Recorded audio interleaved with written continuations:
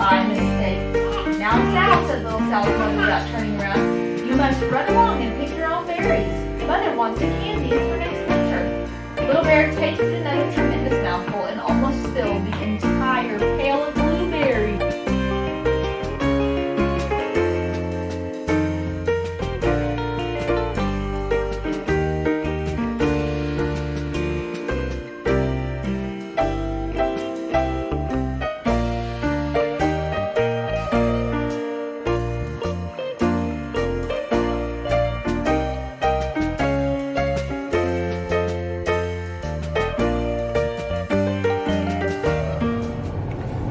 Guys, so we are headed out on a fun adventure this morning. We are replacing school with some hands-on learning. Guys, where are we going? To the blueberry farm. To the blueberry farm.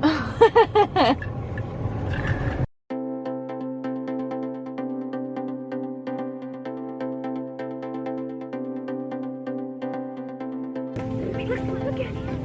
There's a bunch. Alright, wait, you'll just keep some of that.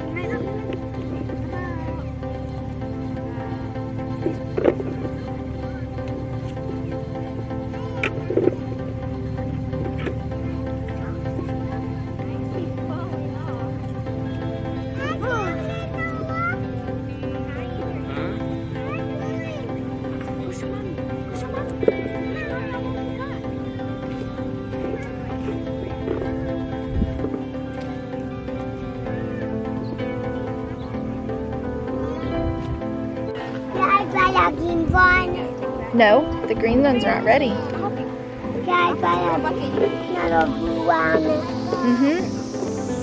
Yeah, I got another one. Yeah, try getting the pink.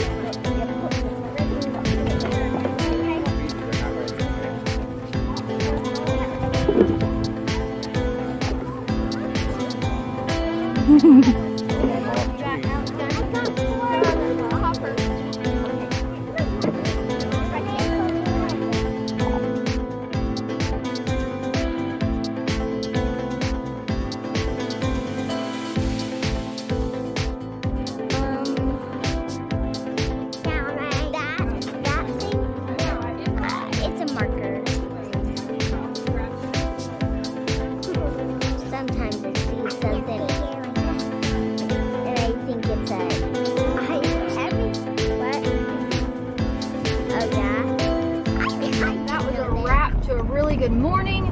We went to the blueberry farm, and what I was saying earlier, I didn't have much time to vlog. I just took the time to spend with friends and the kids, and we're really blessed to have this blueberry farm near us because they don't spray pesticides or chemicals or any sort, and they're non-GMO, so it's really nice. So we really enjoy picking at their farm. And a fun fact is I actually used to work for them for a couple summers or so before I got married. I would come out and I was one of their pickers, and then in the winter I worked pruning the plants, so I was either sweating my tail end off or freezing. So anyway, it's just really nice. It's not far from us, and so we were glad to be able to take our friends here. We also ended up bringing a couple of the plants home. They sell plants year round, and so I'm super excited. I've never went ahead and bought any plants, but blueberries, I feel like, are pretty essential to a homestead. They produce a ton. They're really, really healthy for you. Blueberries are full of antioxidants, vitamin C, fiber, all sorts of stuff. They're brain food. So we went ahead and bought a couple of those to see how those do. So I'm excited to grow those. Hey, we're back. So we took you along this morning as we went to our local blueberry farm. We ended up picking 2 gallons, which I always feel like when I get home seems like a tremendous amount of blueberries, but then whenever I want to make all the things and then I end up eating half them while I'm making them, it never feels like quite enough. So we will be going back soon for sure. But first, we're going to go ahead and do a couple things. I want to go ahead and get some of them put away because I don't want to let them go bad at all. First thing I'm going to go ahead and try to make is an Instapot blueberry jam. I'm curious how this is going to turn out. I know a lot of people might yell at me for using my Instapot for it. I do understand that cooking things quickly like that, you do lose some of the nutrition value, but sometimes I need to be able to do things quickly. And I also feel like, though, doing things like this is still much better than what you can get in the store. So we're going to give it a try. So this recipe calls for 1 pound of blueberries, which is about 3 to 3.5 cups. So that's about what I've done, is about 3.5 cups. So I'm going to grab my Instapot liner and I'm going to pour in my blueberries first. And you know, normally the general rule with your Instapot is that you need at least 1 cup of liquid. But with these, it's going to be quite a bit less because the blueberries will cook down and have their own liquid. So everything I'm reading says this is going to turn out great. So let's give it a shot. So on top of those blueberries, you're going to add a 1/4 cup of water. You're just going to go pour those right in. And then you're going to add your 3/4 cup granulated sugar. Now I always use organic unbleached cane sugar. We're just going to sprinkle that on top. And we're not going to mix this at all. And I almost forgot my lemon juice, which is vital. Anytime you have blueberry, the lemon just really helps cut that sweetness. The acidity of it just adds a whole different depth of flavor. So we're going to add 2 teaspoons of this lemon juice right on top. Just kind of sprinkle it over.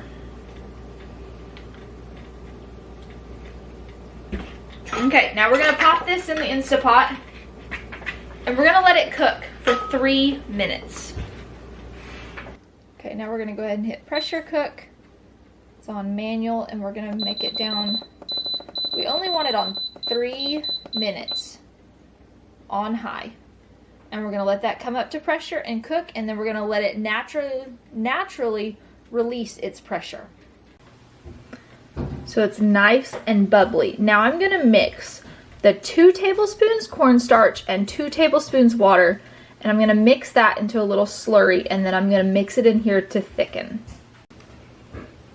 Okay, so let's get this yummy cornstarch slurry in here. It says just to mix that in until we're going to start to notice it thickening. And I should say too, this is not obviously a jam that you're going to can and seal and, you know, keep on your shelf. This is just a refrigerator jam. So we're just going to wait for that to thicken for a minute. Okay, so now I've got my clean jars here, and I'm going to start to scoop this using a metal funnel. Like that one. Yep, into my jars. What's that? It's blueberry jam, buddy. Can I try? Sure, in just a second. Yeah, I really like it. You really like it? Yeah. Well, it smells delicious. The bucket giving a blueberry. Yeah, I see that. Okay, now we're going to put our seals and our lids on. Now, like I said, since this is not a jam that we're actually canning, now these seals may pop just because the jars are hot and the contents are hot, but because we're not actually canning them, they don't have to have brand new seals. So there we go. Now I'm going to get the rest of them filled to see how much it actually made. Since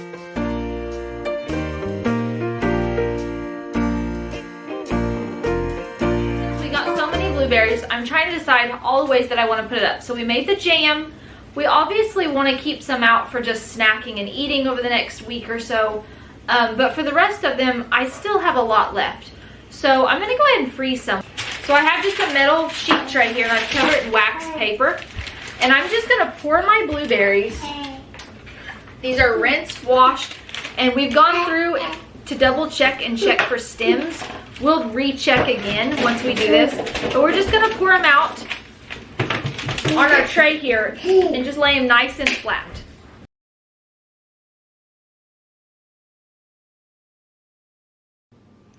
So I just pulled these out of the freezer, and they actually did much better than I thought they would. I thought they might freeze together some, and they really haven't.